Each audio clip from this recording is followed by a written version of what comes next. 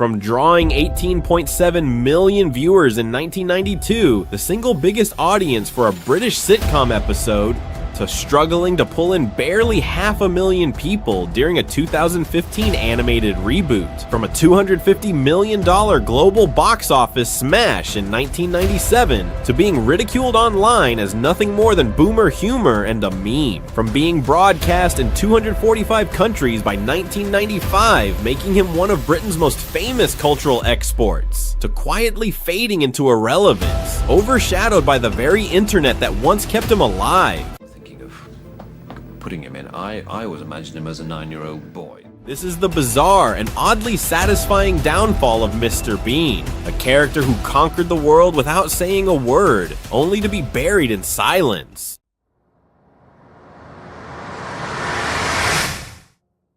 Act 1. The Rise. Mr. Bean didn't come out of nowhere. The seeds of the silent clown were planted long before the world even knew Rowan Atkinson's name.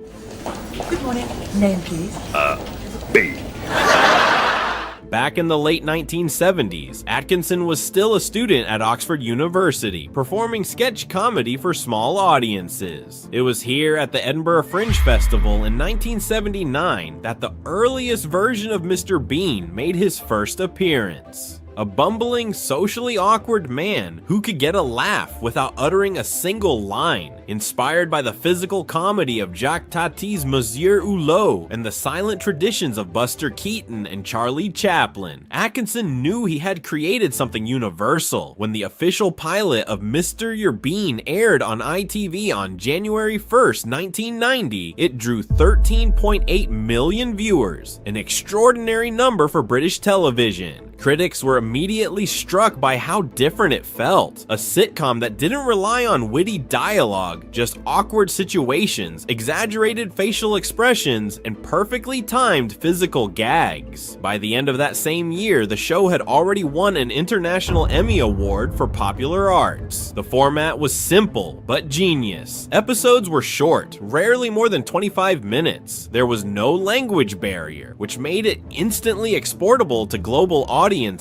By 1991, the show was being broadcast in over 20 countries, and by 1995, it was syndicated in 245 territories worldwide, almost unheard of for a British comedy series. The show's appeal crossed cultures in a way few characters ever had. Mr. Bean didn't need translation, didn't belong to a single nation, and didn't even need words. He could make a child in Tokyo, a grandmother in Rio de Janeiro, and a family in Cairo all laugh at the same gag. At its height in the early 1990s, the show regularly pulled in 14 to 16 million viewers per episode in the UK alone. In January 1992, the episode The Trouble with Mr. Bean peaked at 18.7 million live viewers, making it one of the most watched sitcom episodes in British history. But while this global success looked unstoppable, cracks were already forming beneath the surface. Because when you build an empire on a single joke, how long can it really last? Act 2. The peak of Bean Mania.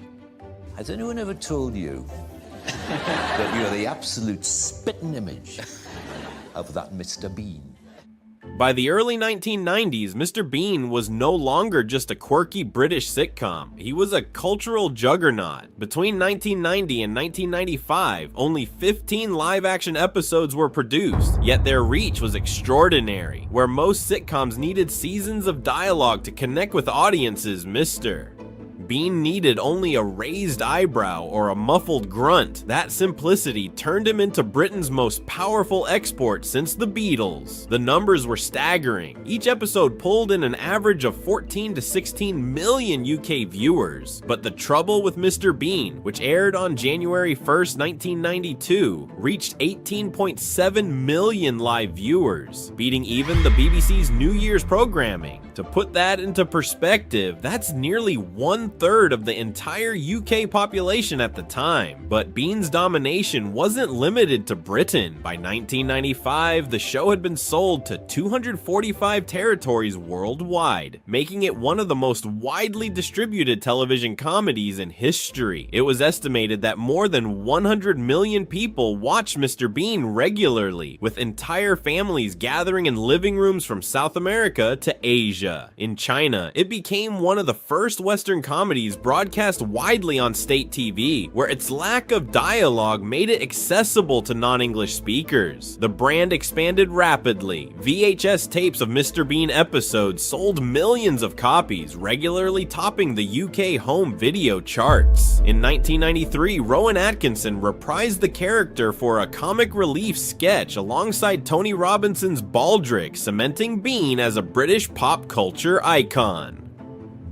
Merchandising followed: plush teddy dolls, children's books, comic strips, and eventually a video game adaptation, Mr. Bean PC Game 2007. Then came the movies. In 1997, Bean, the Ultimate Disaster Movie, was released. Despite a meager $18 million budget, it exploded at the box office, grossing over $250 million worldwide. In the UK, it earned £11 million in its opening weekend alone, breaking records at the time. But there was a catch. Critics despised it. Rotten Tomatoes scored it at 36%, with Variety calling it a stretched out skit, painful to watch. Yet audiences didn't care. They came in droves. At his peak, Mr.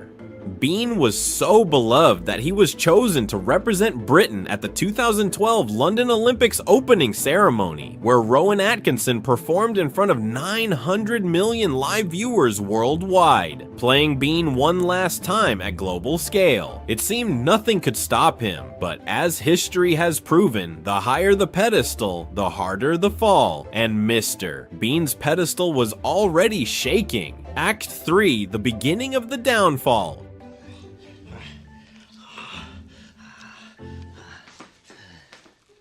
On paper, mister.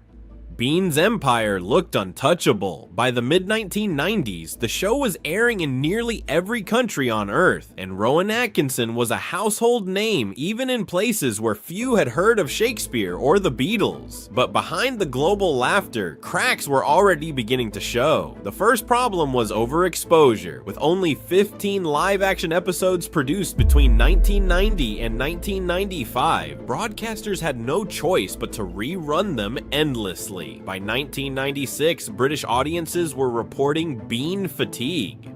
A review in The Guardian dismissed it as lightweight clowning and warned that the one-note format was wearing thin. Then came the first feature-length test, Bean, the Ultimate Disaster Movie, 1997. Commercially, it was a success, a massive success. Made on an $18 million budget, it grossed over $250 million worldwide, including $45 million in the US. But the critical reception was brutal. Rotten Tomatoes still lists it at 36%, with Empire magazine calling it tedious and painfully overextended, while Roger Ebert described it as a thin idea stretched beyond breaking point. For Rowan Atkinson, the movie was a double-edged sword. It proved the brand's global draw, but it also confirmed what critics had feared, that Mr. Bean couldn't sustain long-form storytelling. Still, the franchise pressed on. After a decade-long gap, Mr.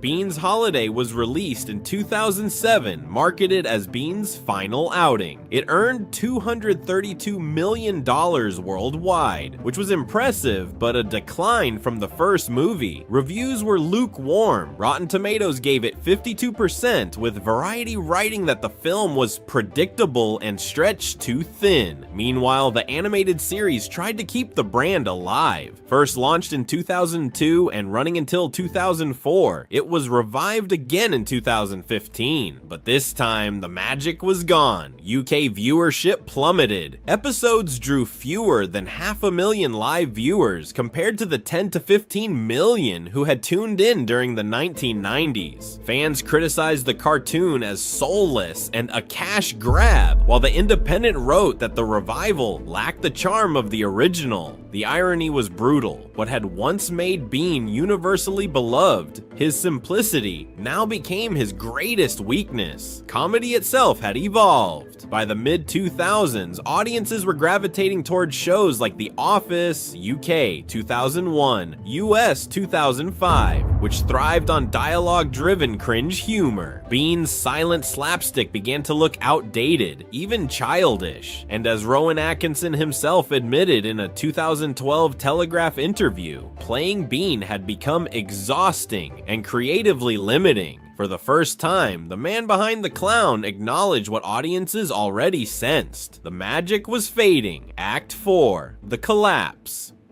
Doubt that he will reappear, but you never know. You must never. The people have. By the late 2000s, Mr. Bean was no longer Britain's cheeky global export. He was becoming a relic. The final theatrical film, Mr. Bean's Holiday 2007, was marketed as Bean's farewell tour. Financially, it did well, grossing $232 million worldwide on a modest $25 million budget. Yet the cracks were undeniable. In the UK, it opened strong at £10.3 million during its first weekend, but in the US, it only scraped $33 million, a fraction of what the first film had earned. Critics were harsh. Rotten Tomatoes scored it at 52%, and Variety dismissed it as predictable and thin. Even The Hollywood Reporter called it an overstretched postcard with gags you've already seen. The audience shift was clear. Comedy had moved on. While Bean still drew crowds in markets like China, Germany, and France, younger Western viewers were turning to dialogue-driven satire like The Office, Arrested Development, and 30 Rock. Compared to these, Bean's wordless slapstick felt dated. By 2010, many critics were openly calling him boomer humor. Comedy for parents and grandparents, not the internet generation.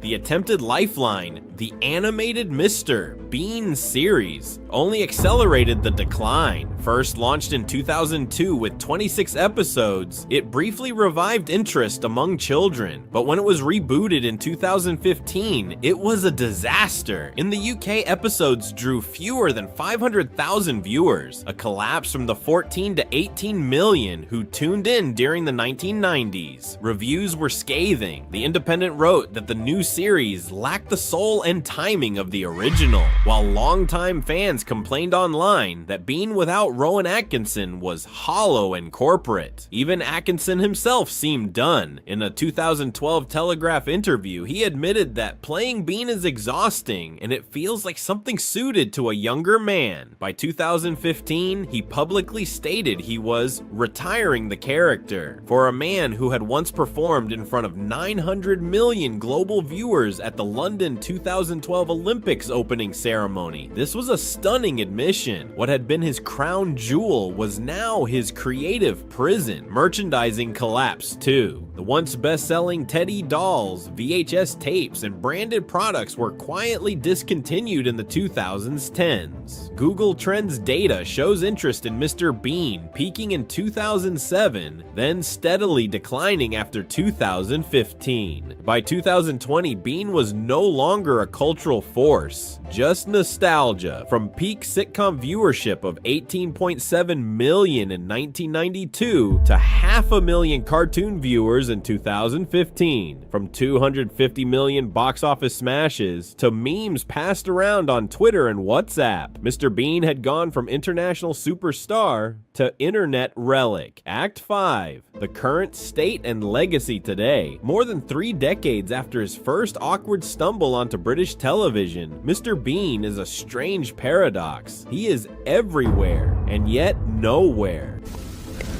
Deep! Wow! How do you do that? Oh, magic.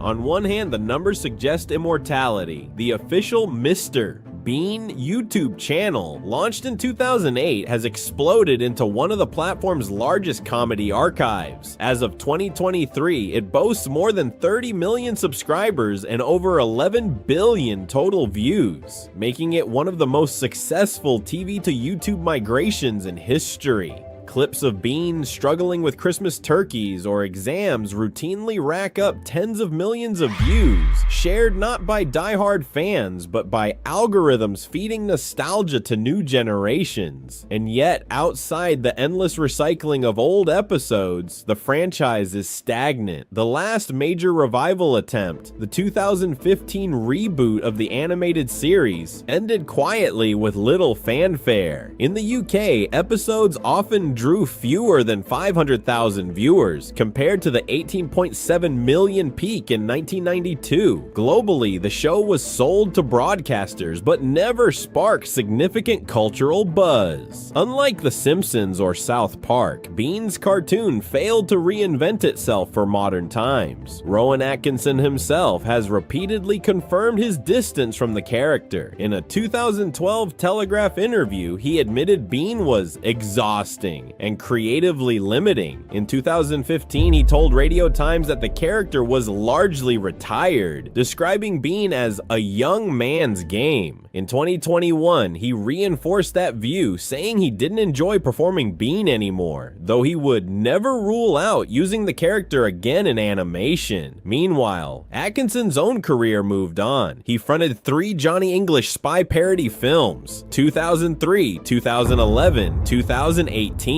which collectively grossed over $480 million worldwide. In 2022, he starred in Netflix's Man vs. Be, a series many critics saw as a spiritual cousin to Bean, but it received mixed reviews, with Rotten Tomatoes listing it at 67%, praised for Atkinson's physicality, but criticized as repetitive, proof that Bean's ghost still lingered over his career. Culturally, Mr. Bean survives less as a sitcom and more as a meme. His face, wide-eyed, gurning, confused, is among the most recognizable in the world, endlessly repurposed in WhatsApp stickers, Twitter reaction images, and YouTube edits. By 2018, a poll ranked him among the top 10 most recognizable TV characters globally, alongside Homer Simpson and Mickey Mouse. But recognition is not relevance. Mr. Bean's downfall isn't that he disappeared, but that he became trapped in nostalgia. From 18.7 million live viewers in 1992 to TikTok teens mocking him as dad humor in the 2020s. From selling out cinemas worldwide to being remembered as a looping GIF, for Rowan Atkinson, it may be bittersweet. For audiences, it's poetic. The clown who built a global empire without saying a word has been reduced to silence once again. Legends rarely vanish in flames. Most fade slowly, slipping from icons to relics while no one notices. Another story of ego, decline, and inevitability is waiting. Click the video on your screen and I'll show you how it happened all over again.